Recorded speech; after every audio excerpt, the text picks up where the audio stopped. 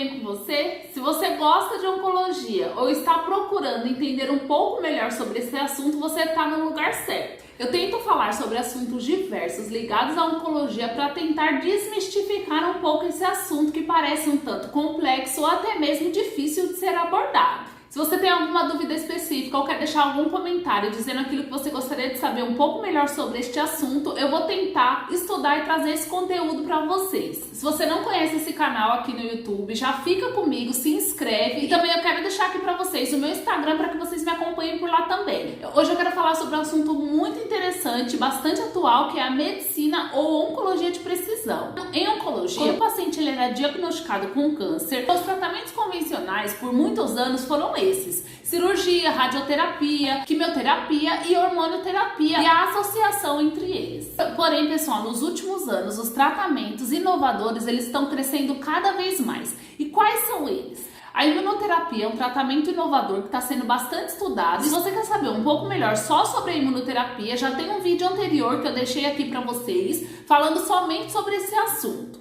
Outro tipo de tratamento inovador está sendo as terapias-alvo. Existem também atualmente estudos baseados em farmacogenômica. A farmacogenômica ou farmacogenética, ela estuda os genes do paciente para tentar entender como aquele indivíduo processa e responde a determinados medicamentos. E ela parte do princípio que o mesmo medicamento pode ter efeitos diferentes em dois pacientes diferentes. Por exemplo, dois pacientes na mesma condição de doença, no qual é administrada a mesma dose de um medicamento, um pode apresentar efeitos colaterais e o outro não. Então a farmacogenômica, ela tem o objetivo de ajustar a dose do paciente, individualizando o seu tratamento de acordo com a forma como ele metaboliza aquele medicamento.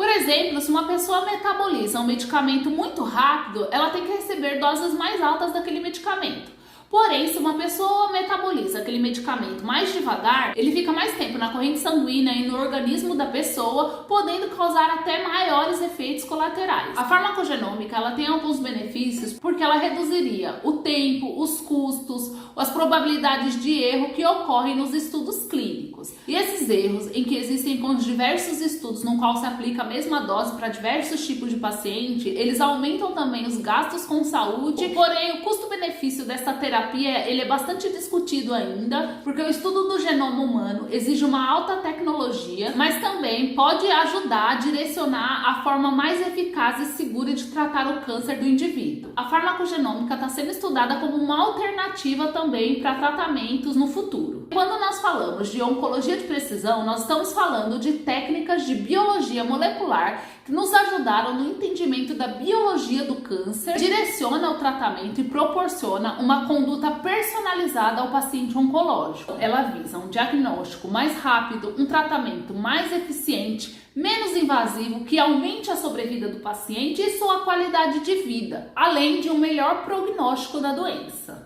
Então, essa medicina personalizada em oncologia é a escolha de um tratamento mais preciso para cada indivíduo, baseado na pesquisa molecular de genes específicos e também utilizando-se da oncogenética. É possível realizar a busca de mutações gênicas e também do perfil molecular daquele paciente e criar estratégias de diagnóstico e tratamentos específicos. O oncologista ele pode optar por traçar um perfil molecular do paciente em algumas situações, como por exemplo, o paciente já ter realizado algum tratamento de primeira linha e não ter respondido bem àquele tratamento. Quando aquele tipo de tumor é agressivo ou raro, ou aquele tumor que está sendo tratado é recidiva, ou ele pode, dentre outras alternativas de tratamento, também traçar esse perfil molecular para ajudar a conduzir melhor a sua conduta. Outro motivo para se traçar esse perfil molecular é quando existem poucas alternativas de tratamento. Então, quando o paciente tem um tumor, para traçar esse perfil molecular são utilizadas algumas tecnologias para entender geneticamente e biologicamente algumas moléculas que estão ali naquele tumor. Então, realiza-se a busca de alguns biomarcadores tumorais, que podem ser genes específicos, moléculas ou proteínas. E existem algumas técnicas e maneiras de identificá-los. Então, geralmente é retirada uma amostra do tecido tumoral daquele paciente através da biópsia ou de uma cirurgia que o paciente vai fazer. Então, para cada tipo de paciente, o médico vai definir qual teste que vai ser solicitado. Alguns testes que são realizados para essa identificação são, por exemplo, os testes imunohistoquímicos.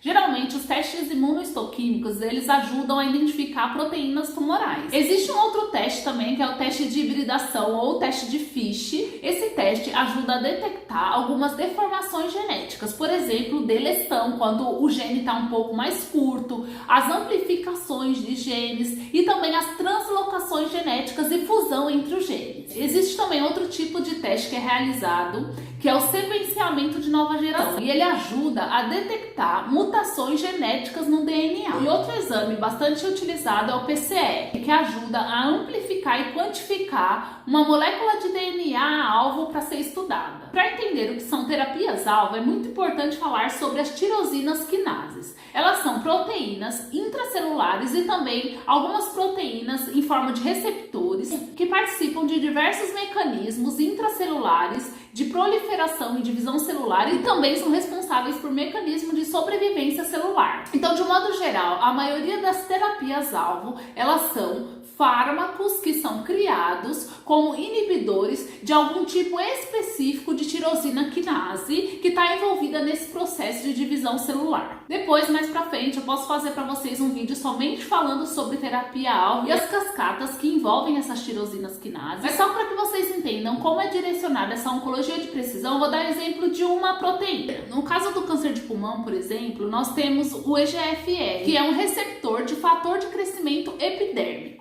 Como ele é um receptor de fator de crescimento epidérmico, quanto mais ele tiver expresso na superfície das membranas daquele tumor pulmonar, mais ele vai ativar o crescimento e as cascatas de proliferação celular, aumentando aquele tumor. Então existem, por exemplo, atualmente antineoplásicos direcionados para a inibição do EGFR. Por exemplo, no caso do câncer de mama, nós temos a proteína HER2. Ela é um receptor de fator de crescimento epidérmico humano. O que isso significa? Que ela estimula o crescimento celular. Se uma paciente com câncer de mama tem a expressão de HER2 positiva, existem terapias-alvo disponíveis anti-HER2. Elas se ligam a essa proteína, impedindo que os fatores de crescimento se liguem e ativem o crescimento das células tumorais. No caso do melanoma, por exemplo, nós temos uma proteína que é a BRAF, que está envolvida nesses processos de proliferação celular. E quando no caso de melanoma é identificada a mutação nesse gene BRAF, existem já medicamentos que vão inibir essa proteína. Um tipo de terapia-alvo hoje bastante utilizada no tratamento de alguns tumores são os inibidores de VEGFR. Nós temos, por exemplo, o tumor. Ele vai liberar uma proteína chamada VEGF. Quando o tumor libera essa proteína, significa que ele está precisando que se formem vasos em volta dele para levar oxigênio e nutrientes para ele continuar crescendo. Então, os vasos sanguíneos começam a se formar em volta daquele tumor por uma espécie de brotamento e aí eles vão formando vasos tortuosos. Eles têm um receptor que é o VEGFR. À medida que essa proteína está sendo liberada pelo tumor e está se ligando ao receptor nos vasos, isso vai estimulando a formação de novos vasos, então é ali que se forma a angiogênese. Então, atualmente já existem terapias anti-VEGFR. Nós já temos alguns desses inibidores indicados, por exemplo, para câncer de células renais, para mieloma múltiplo, para tumores gastrointestinais, para alguns tipos de tumores neuroendócrinos, pâncreas, hepatocelular e também para sarcomas. Então, sobre esse assunto eu vou ficando por aqui. Se você tiver alguma dúvida, pode deixar aqui nos comentários, pode me mandar perguntas e também me dizer aquilo que você gostaria de saber um pouco melhor. Muito obrigada pela sua atenção, obrigada por me acompanhar e até o próximo vídeo.